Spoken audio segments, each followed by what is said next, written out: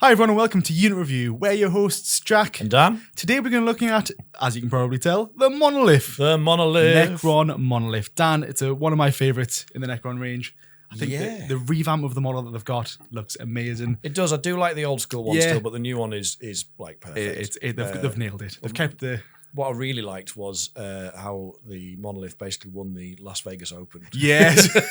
Those double sixes haunt all Eldar players out there. Well done, Matt Laura. Yes. He actually he commented in the Facebook group when we were talking about this. He did. It was quite funny, actually. It was. It was good. Kudos to you again, mate. Well done. Really well done. But yes, the mighty Necron Monolith, Dan. Yes. Shall we jump straight in on why it's so good with the stat block? Good starting place. Yeah, it's got a movement of 8. It's got 13 toughness, which is great. Really nice. 2 up save. 22 wounds. It's got leadership of 7 and an OC of 8, which is chunky. It's very chunky. You can hold objectives with that. Yeah, regardless of anything else, that's already a solid start to this unit. So yeah, really nice. We'll jump straight onto the unit composition. So again, it's just the one model. Can you imagine if you could take them in 3 units of 3? You have 9 in total.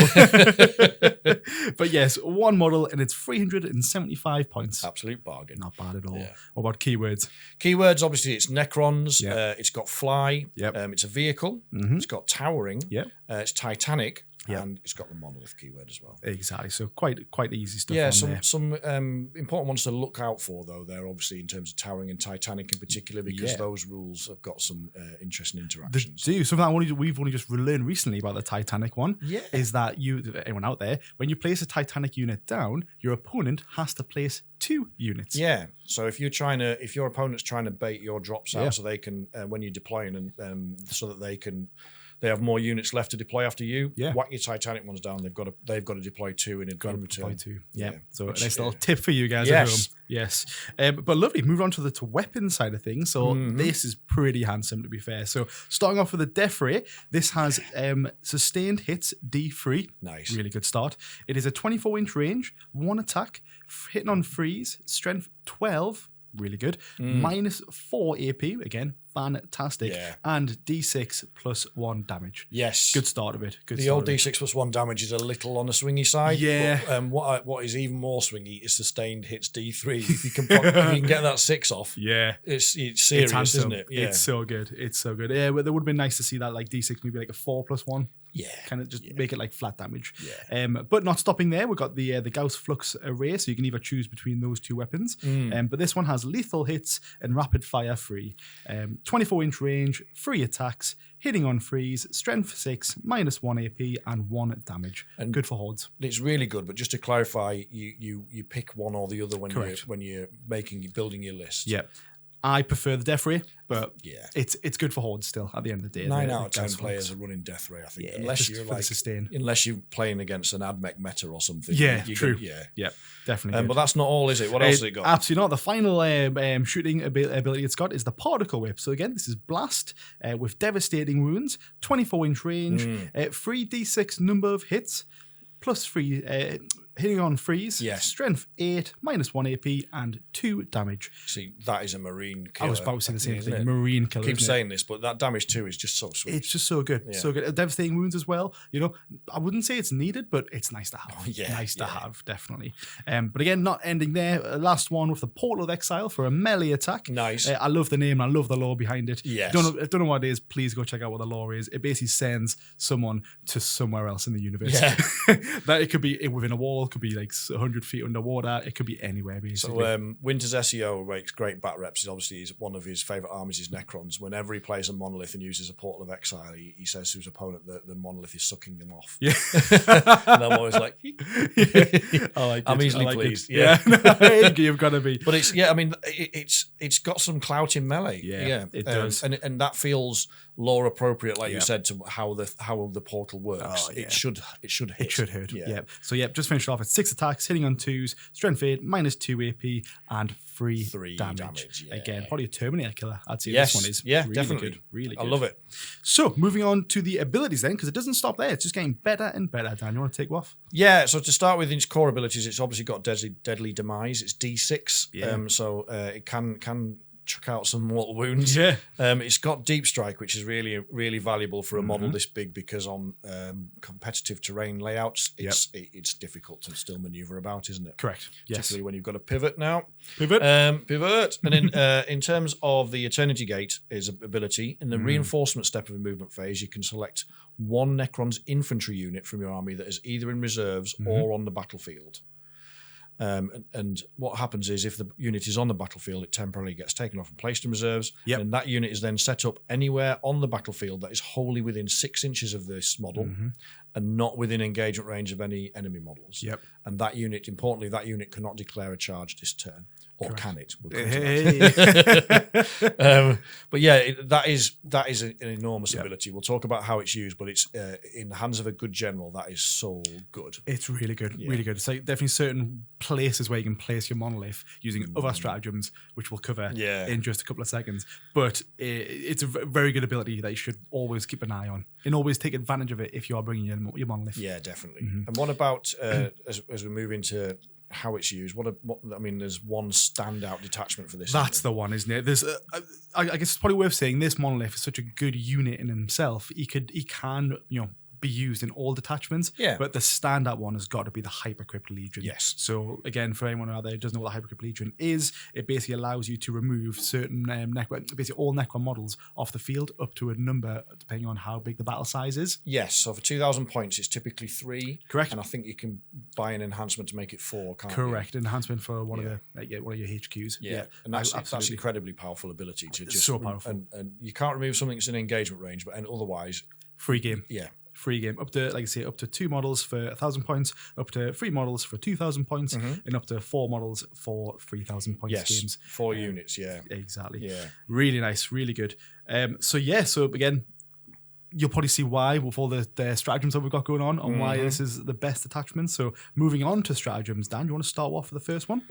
Cosmic Precision. This is absolutely no stranger to most Necron players. Most of our videos as well. It's just so good. And also most people that play against Necrons, everybody hates this one. Everyone does. This is the, if you like, this is the Grey Knight strat. So you spend 1 CP and this enables you to deep strike a unit outside of 3 inches of enemy units instead of outside of 9. Which is huge. So good. Yes. And again, considering the size of this, the physical size of the Monolith model, this really can help you. And that's exactly what the Matt Laura did in the LVO final, wasn't it? That's it.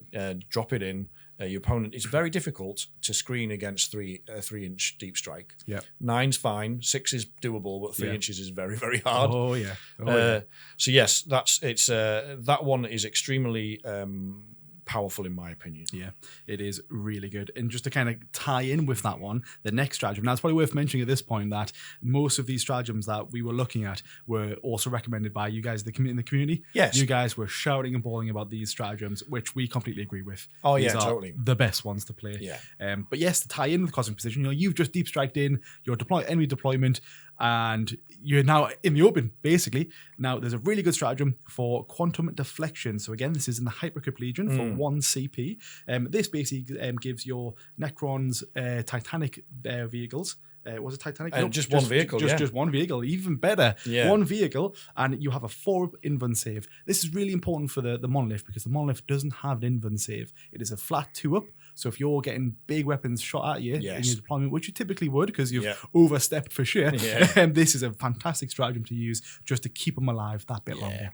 And I would correct us and if I'm wrong in the comments, but I'm 99% sure that the Monolith is the only vehicle that doesn't have an invuln save. Ooh, good shout. Because it's Tesseract like Vault maybe isn't. I don't know. Good shout on Tesseract Vault. Not too sure. Yeah, That's too much money, GW. Yeah. Reduce that price. But all the others, like you think about your Doomsday Arc, your Ghost Arc, your Night Scythe, all the vehicles have got a 4-up invuln. Yeah. So the ability to give this one for 1 CP is very, particularly nice. As you said, because it attracts. It's hard to hide because it's got the towering and Titanic keywords. Exactly. And it's massive. Exactly. So anything, it's a big boy. Yeah. If you need this to deep strike in and then survive a turn, it's great value for 1 CP. 100%. Yeah. And even just to kind of tie on that is the next one, which I really like. Again, recommended by the community. Do you want to talk through it? Yes. This is entropic damping, which is another good strat. So you use this in your opponent's shooting phase just after an enemy unit has selected this unit as its target. And this is specific to a Titanic model. So it's basically That's the one I was getting specific, confused with. Yeah, I was getting ahead of myself. Yeah. And select 1 Titanic model from your army, and that is within 18 inches of the attacking unit. And until the end of the phase, weapons equipped by models in the attacking unit have the hazardous ability. So they basically, if they shoot you, they have to then roll hazardous checks afterwards. It's just that extra kind of like, oh, be careful. Like you're trying to kind of take up a monolith because I've like went too far. Well, be careful because you're gonna have to be rolling those dice. Yes, I think it depends on what you're up against, on how many CP you've got, because typically your go-to is going to be quantum deflection, isn't it? It is. But it's nice to have the options, isn't it? It certainly is, because I mean, even the next one that we're going to be talking about is 2 CP, which is the dimensional corridor. I love this one, yeah. So this is it, and like, by this point, you kind of be wanting to do this turn 2. So by turn 2, you really only got 4 CP, and what we're about to do here now is going to be 3 CP total.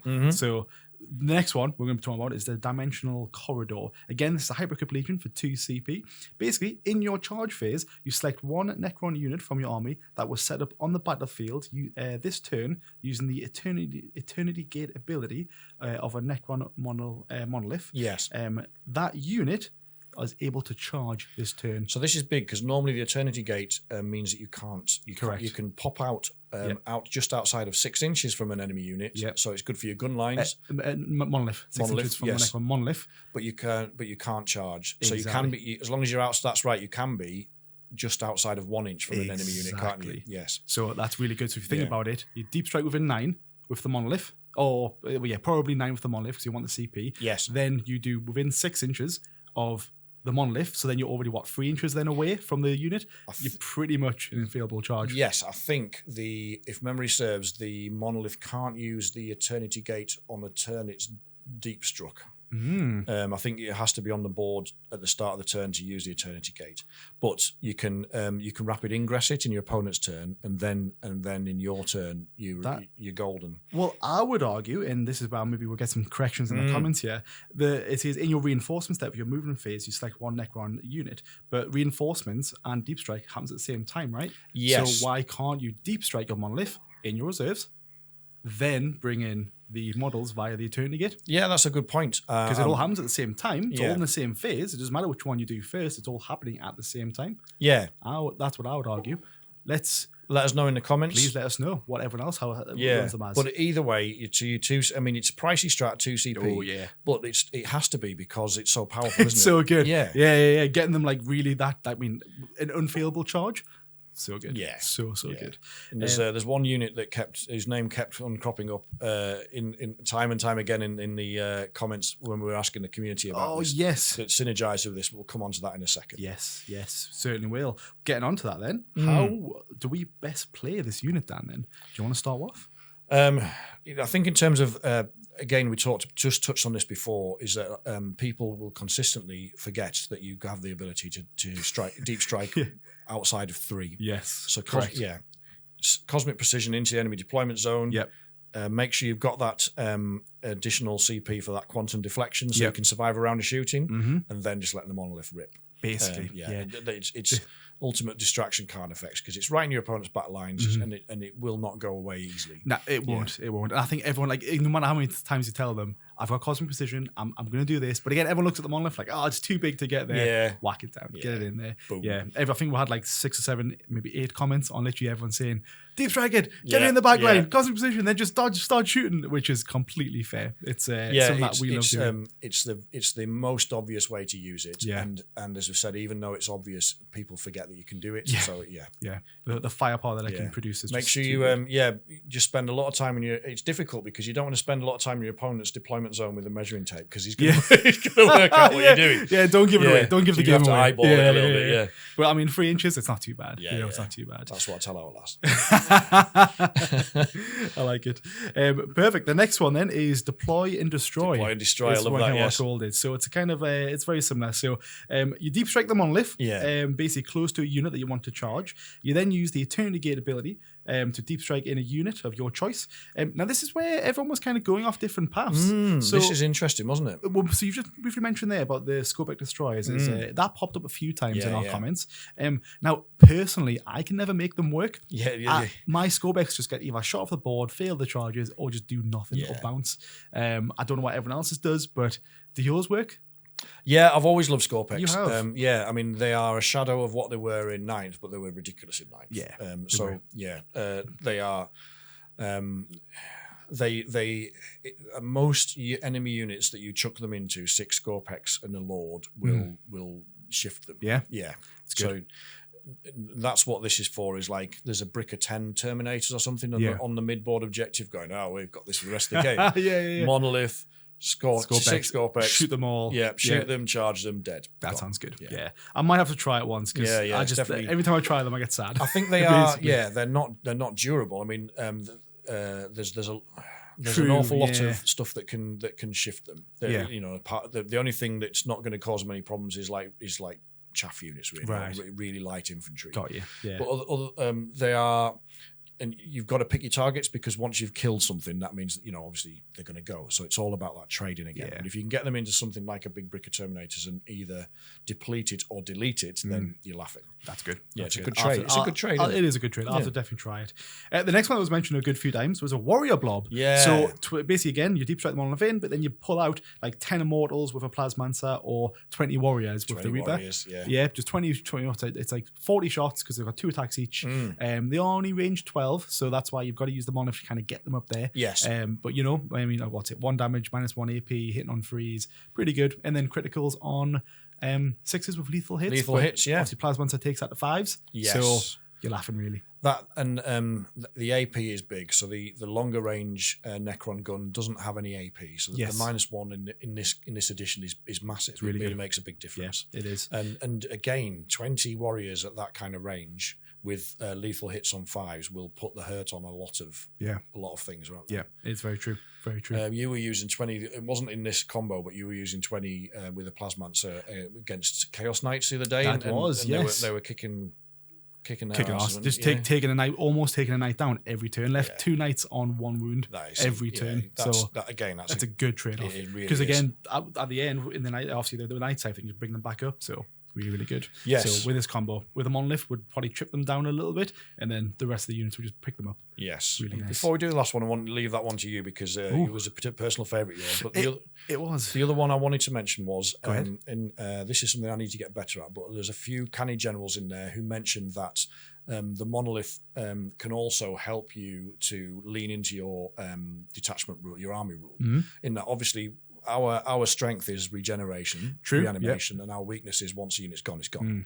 So if you've got a damaged unit, you can actually use the Eternity Gate defensively and just kind of scoop it back, even if it's in combat. That's a good shout. Yeah, I always forget about that actually. Yeah, and you can almost kind of bait and switch. So you can put something out there, get your opponent to overcommit to it. That's good. Yeah, and then move it to the other side of the battlefield. And just like ignore that would super annoy them. You have that point, and then it's going to take you 2 turns to get back across. Yeah.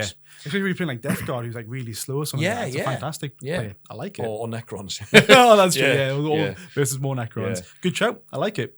So yes, my favourite one, which only one other person mentioned it in the comments, someone called Dan, which I was very happy to see. Great name. Very good name. My favourite choice is the flayed ones. So you deep strike in the Monolith, in the back line. This Monolith takes down, I don't know, like say a blob of Terminators, squad of 10, squad of 5, whatever. You take them out. I think the Monolith can definitely chew through a kind of few of them to get them firepower, definitely loads of firepower to basically get them down to below half strength. You then bring in the flayed ones.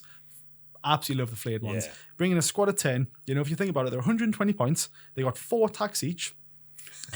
So already incredible. If the unit's below half strength, every successful hit roll is a sustained. Nice. 1, unreal. They've also got twin linked. So if you think about it, 4. What's it? How many attacks is that? 40 attacks. Yeah, 40. Yeah, quick math. 10 times 4. Hitting on 3s. Hitting on, I think it's 3s. I think it is. Or 4s. Yeah, 3s or 4s. Yeah, you're looking at, there's so many attacks getting through, and then wounding. Yeah, look, you're probably wounding on 5s, but the twin link makes up for it. Yeah. You're getting so much more through. I think it's like -2 or -1 damage. Yeah, you're just gonna absolutely just laugh. volume of dice. You can volume. Yeah, the volume. I think I had a knight at.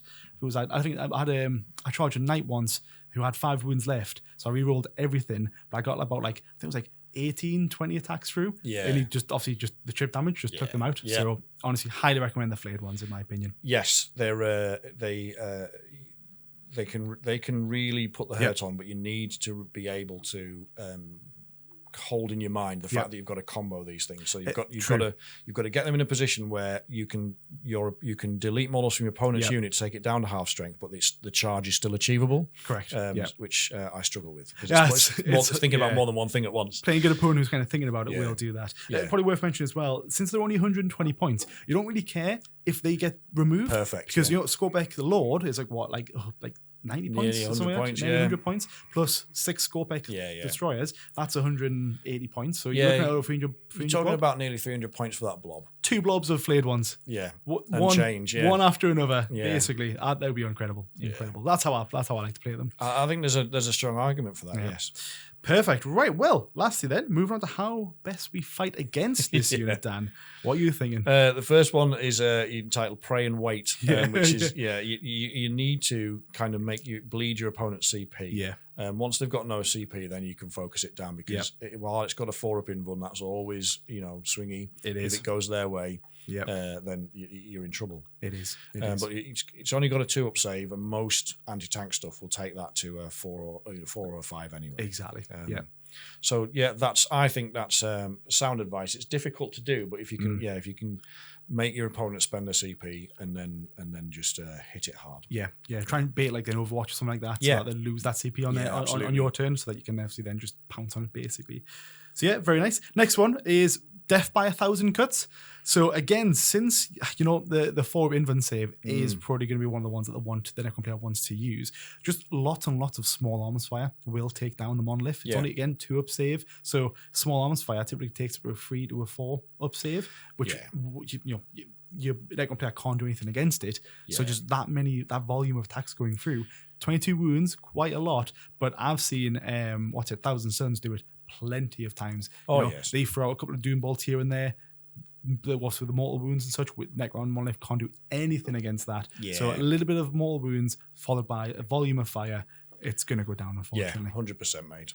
It's a shame to see it go down, but I love it. Next one? Yeah, brick it. I think if you've got the right units within your list, like a brick of Terminators, then chuck them in. Yeah. Again, with the AP that's on a lot of decent melee units now, you can take it to a 4-up or a 5-up save. Exactly. Again, if your opponent hasn't got the CP for the 4-up, you can get your volume of get enough attacks in there, and it will go down easily.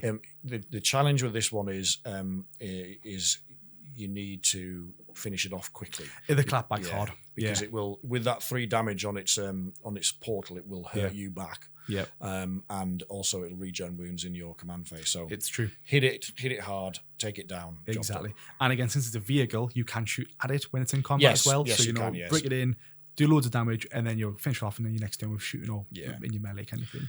But I think they're the best ways, right? Yeah, absolutely. I think the only other thing I would say is, in terms of being CP hungry, is think about somebody that can generate CP, farm CP in your list. Oh, good shout. Like Imhotech, isn't it? Imhotech, that's the one, yes. Yeah. Good shout. Yeah, keep him safe, keep him with the mauls or something. The more CP you can feed this thing, the better it'll be. Yeah, definitely. Very nice. Perfect. Well, I think that is it then.